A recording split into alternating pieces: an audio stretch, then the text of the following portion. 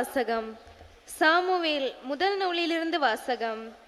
அந்நாட்களில் ஆண்டவர் சாமுவேலை நோக்கி, இஸ்ரேலின் அரசராக சவுல் இல்லாதவாறு நான் அவனை புறக்கணித்ததை நீ அறிந்திருந்தும் நீ எவ்வளவு காலம் அவனுக்காக துக்கம் கொண்டாடுவாய்? உன்னிடமுள்ள கொம்பை எண்ணெயால் நிரப்பிக்கொண்டு போ.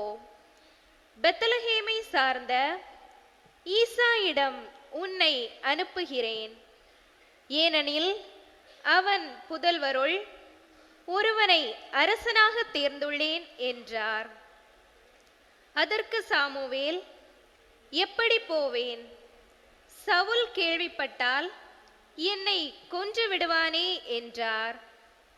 மீண்டும் ஆண்டவர், நீ ஒரு கன்றுக்குட்டியை எடுத்து செல், ஆண்டவருக்கு பலியிட வந்துள்ளேன் என்று சொல். ஈசாயை பலிக்கு அழைத்திடு. அப்பொழுது நீ செய்ய வேண்டியது என்னவென்று உனக்கு நான் தெரிவிப்பேன். நான் உனக்கு காட்டுகிறவனை நீ எனக்காக திருப்பொழிவு செய் என்றார். ஆண்டவர் கட்டளையிட்டவாறு சாமுவேல் செய்த பின் பெத்லகேமுக்கு சென்றார். அப்பொழுது அவ்வூரின் பெரியோர்கள் அஞ்சி நடுங்கி அவரை எதிர்கொண்டு வந்து, உங்கள் வருகையின் நோக்கம் சமாதானம் தானே என்று கேட்டனர்.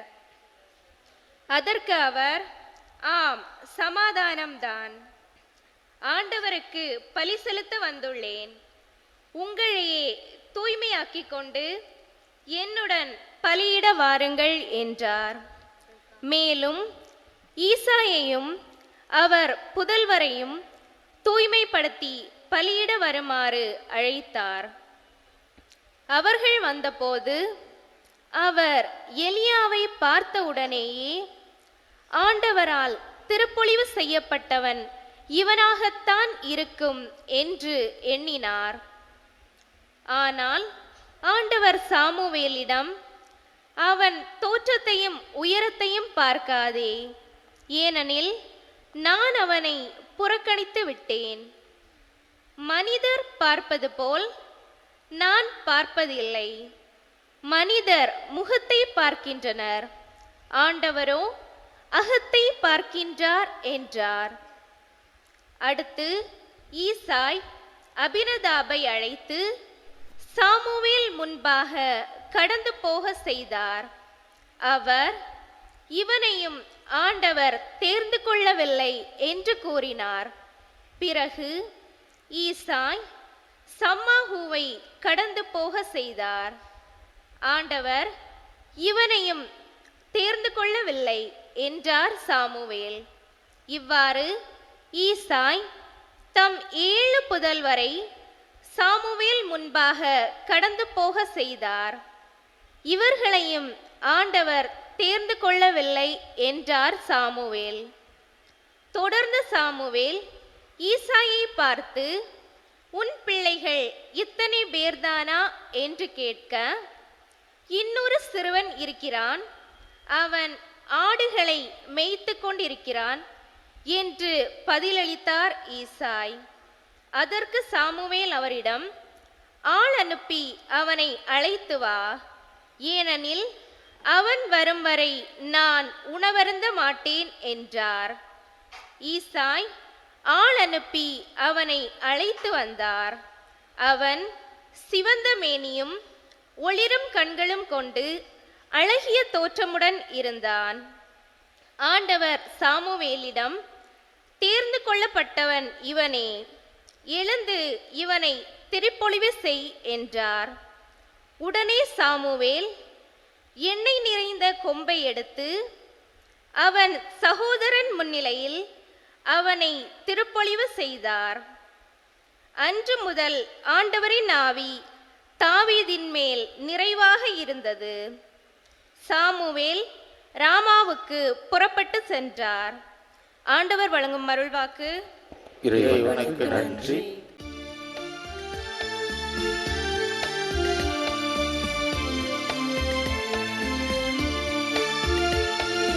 அல்லேலூயா அல்லேலூயா அல்லேலூயா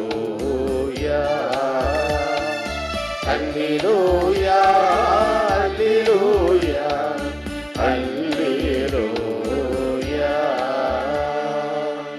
கடவுளுடைய அழைப்பு உங்களுக்கு எத்தகைய எதிர்நோக்கை தந்துள்ளதென்று நீங்கள் அறியுமாறு நம் ஆண்டவராகிய இயேசு கிறிஸ்துவின் கடவுளும் மாட்சிமிகு தந்தையுமானவர் ஞானமும் வெளிப்பாடும் தரும் தூயாவியை உங்களுக்கு அருள்வாராக.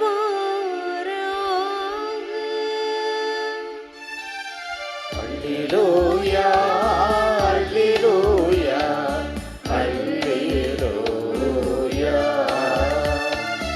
அல்லேலூயா அல்லேலூயா அல்லேலூயா.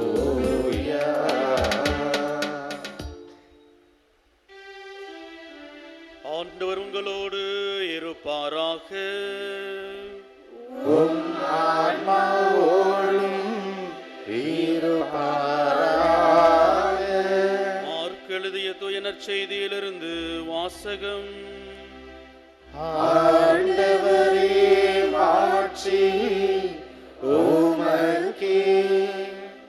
ஓய்வு நாளில் இயேசு வயல்வெளியே செல்ல நேர்ந்தது. அவருடைய சீடர் கதிர்களை கொய்து கொண்டே வழி நடந்தனர். அப்பொழுது பரிசேயர் இயேசுவிடம், பாரும், ஓய்வு நாளில் செய்யக்கூடாததை ஏன் இவர்கள் செய்கிறார்கள் என்று கேட்டனர். அதற்கு அவர் அவர்களிடம், தாமும் தம்முடன் இருந்தவர்களும் உணவின்றி பசியாயிருந்தபோது தாவீது என்ன செய்தார் என்பதை நீங்கள் வாசித்ததே இல்லையா? அபியத்தார் தலைமை குருவாயிருந்தபோது தாவீது இறை இல்லத்திற்குள் சென்று குருக்களை தவிர வேறு எவரும் உண்ணக்கூடாத அர்ப்பண அப்பங்களை தாம் உண்டதுமன்றி தம்மோடு இருந்தவர்களுக்கும் கொடுத்தார் அல்லவா என்றார். மேலும் அவர் அவர்களை நோக்கி, ஓய்வு நாள் மனிதருக்காக உண்டாக்கப்பட்டது, மனிதர் ஓய்வு நாளுக்காக உண்டாக்கப்படவில்லை. ஆதலால் ஓய்வு நாளும் மானிட மகனுக்கு கட்டுப்பட்டதே என்றார். ஆண்டவரின் அருள்வாக்கு. கிறிஸ்துவே